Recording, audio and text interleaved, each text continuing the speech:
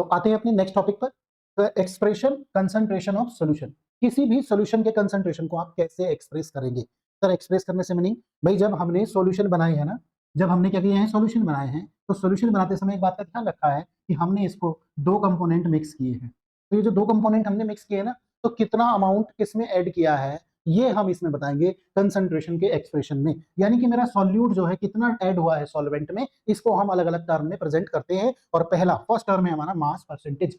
Mass percentage मत meaning ये हुआ कि दोनों के दोनों हमें किसमें गिवन है, मास में गिवन है, ठीक है, वेट गिवन है दोनों का। तो ऐसे कंसंट्रेशन सॉल्यूशन को हम कहते हैं मास परसेंटेज। तो मास परसेंटेज क्या होता है, mass percentage is equal to, अगर ये मैं कंपोनेंट ए के लिए लिख रहा हूं तब, तो मास ऑफ द कंपोनेंट, क्लियर, मान लीजिए मास ऑफ द कंपोनेंट क्या है, डब्ल्यू ए है ए के लिए, और अपॉन में मास ऑफ सॉल्यूशन यानी W A plus W B. किस तरह समझते हैं कि एक सॉल्यूशन है हमारे पास, इसमें दो कंपोनेंट हैं ए और बी, इसका मास डब्ल्यू ए है और इसका मास कितना है, डब्ल्यू बी है। तो अगर हम इसकी मास परसेंटेज निकालेंगे तो ये आएगा, ठीक है, परसेंटेज है तो 100 से क्या करनी पड़ेगी, मल्टीप्लाई भी करनी पड़ेगी।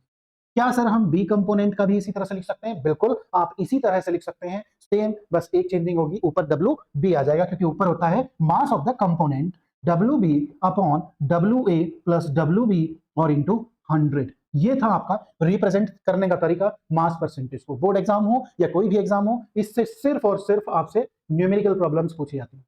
क्या पूछी जाती हैं? न्यूमेरिकल प्रॉब्लम्स आपसे पूछी जाती हैं, ठीक, वही आपको इस पे फोकस करना है। नेक्स्ट है आपका वॉल्यूम परसेंटेज। वॉल्यूम परसेंटेज में भी हम क्या करेंगे, फिर से वही लिख लेंगे कि एक सॉल्यूशन हमारे पास है जिसमें दो कंपोनेंट हैं ए और बी, इसका वॉल्यूम वी ए और इसका वॉल्यूम वी बी। बिल्कुल सेम जो है फॉर्मूला रहेगा कि volume percentage of component A is equal to में लगाएंगे क्या, volume of the component upon total volume of the solution. Solution में दोनों होते हैं, सॉल्वेंट भी और सॉल्यूट भी, बन गया आपका फॉर्मूला। नेक्स्ट, अगर कंपोनेंट बी के लिए आप लिख रहे हैं तो सिर्फ और सिर्फ इतनी चेंजिंग करेंगे कि ऊपर बी आ जाएगा और बाकी कोई भी चेंजिंग नहीं होगी। तो ये रिप्रेजेंट करने का तरीका था वॉल्यूम परसेंटेज को, जो कि बहुत ही इजी और मस्त है।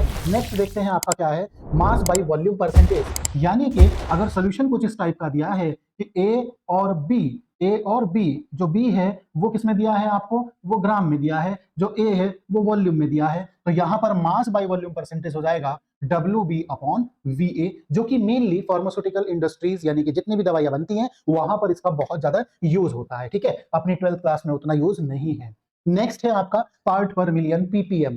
पीपीएम का मतलब, मिलियन का मतलब तो आप जानते ही हैं, ठीक है, 10 पावर 6 जरूर लेनी होगी आपको। तो क्या करेंगे, अगर मैं बात करूं पार्ट पर मिलियन की, तो इस तरह का कंसंट्रेशन की जरूरत हमको तब पड़ती है जब हमारा सॉल्यूट बहुत माइन्यूट होता है और सॉल्वेंट बहुत ही लार्ज एक्सेस अमाउंट में प्रेजेंट होता है, ठीक है। तो यहां पर आप क्या करेंगे, यहां पर जो ऊपर आप लेंगे वो क्या लेंगे, number of parts of the component, number of parts of the component, यहां पर आप लेंगे पार्ट्स ऑफ कंपोनेंट, जिसका निकाल रहे हैं वो ही कंपोनेंट आप यहां पर लेंगे, ठीक है। और यहां ले लेंगे total number of parts of solution, parts of solution यहां पर आप राइट कर देंगे और इनटू में मल्टीप्लाई करेंगे 10 पावर 6 से। मतलब एक एग्जांपल समझ लेते हैं, जैसे 10 लाख लीटर वाटर है आपके पास और उसमें मात्र आप 1 लीटर क्या डाल दें, क्लोरीन डाल दें, तो ये कंसंट्रेशन आप किसमें एक्सप्रेस कर पाएंगे, पीपीएम में, क्योंकि सॉल्यूट बहुत कम है, सॉल्वेंट बहुत ज्यादा अमाउंट में है। तो इसी के साथ हमारा ये कंसंट्रेशन का एक टॉपिक और पूरा हुआ।